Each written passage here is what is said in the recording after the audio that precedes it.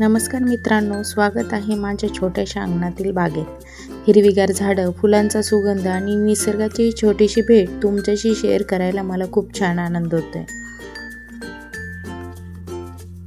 चला तर मग बघूया कोणती कोणती झाडे आहेत ते. तर हे आहे गुलाबाचं छोटंसं रोप नवीन आलेलं.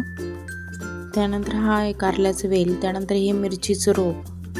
ह्या भाजीपाल्यामधील छोट्या छोट्या गोष्टी आहेत. आंब्याचं झाड. आंब्याची झाडे 2 प्रकारची आहेत. बागेत फुलांबरोबरच फळांची, भाजीपाल्यांची, औषधी वनस्पतींचीही झाडे आहेत. इथे आहे शिमला मिरचीचं रोप. इथे सध्या एकच शिमला मिरची आलेली आहे. त्यानंतर इथे लिंबाची छोटी छोटी कुंडीमध्ये रोपे तयार केलेली आहेत. हे रोप बऱ्यापैकी थोडं मोठं झालेलं आहे. त्यानंतर एक कोरफड आहे. कढीपत्त्याची छोटी छोटी रोपे आलेली आहेत. शेवंतीची फुलांची झाडं आहेत.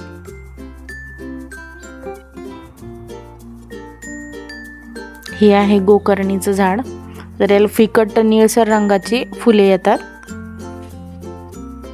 गोकर्णीच्या फुलांचा चहा खूप शरीरासाठी आरोग्यदायी असतो. प्रत्येक झाडाचं एक वेगळं सौंदर्य असतं. त्यात पावसाची झलक त्यांना मिळाली की त्यांचं रूप आणखी खुलतं.